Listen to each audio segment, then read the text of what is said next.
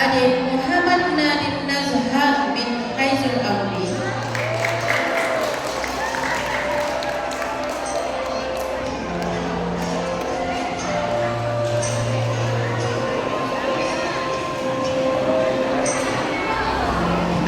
Tempat kedua, adik Ami Aisyah binti Muhammad Syahdan.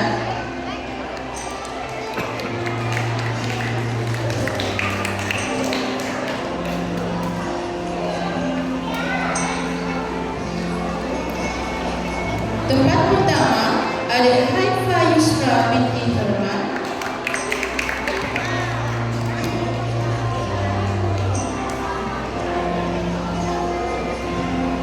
Bagi kelas tahun 3 pula, tempat ketiga, adik Nur Aina Alisha binti Khairul Azmi.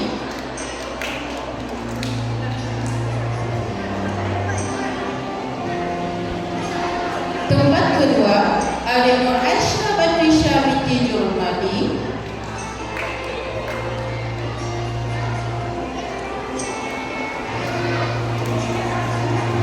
Tempat pertama, adik Nur Aliana Falisha binti Muhammad Hisham.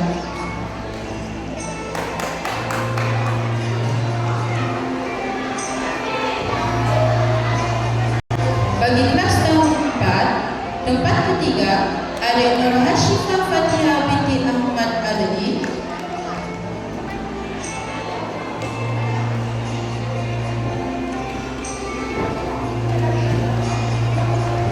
Tempat kedua, adik Nur Azmarin binti Lusbi.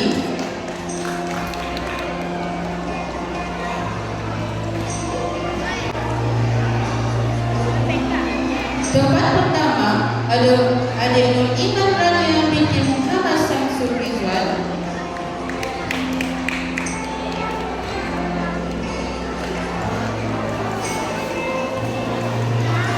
Bagi kelas tahun 5, tempat ketiga, adik Dia Imanina binti Abu Rani.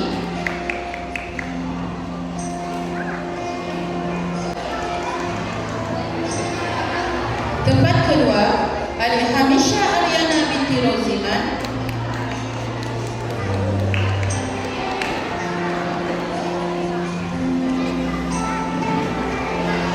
Dan tempat pertama, adik Nur Umainah binti Abdullah.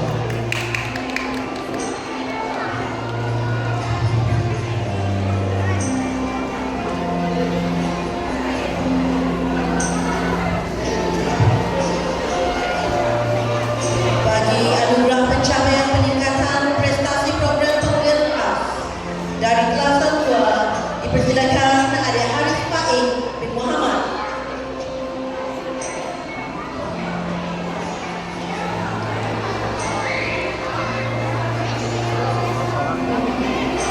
Adik Nurhaliza Safina binti Hail.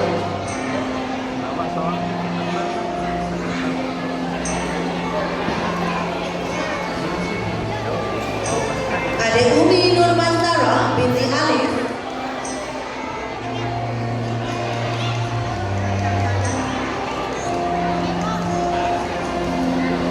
Adik Yasmin Eliza binti Khairul Afizah.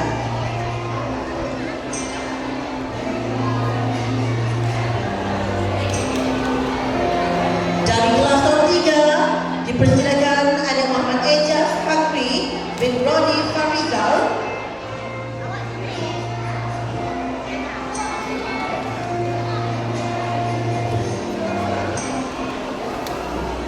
Dan adik Nurul Syahira binti Amra.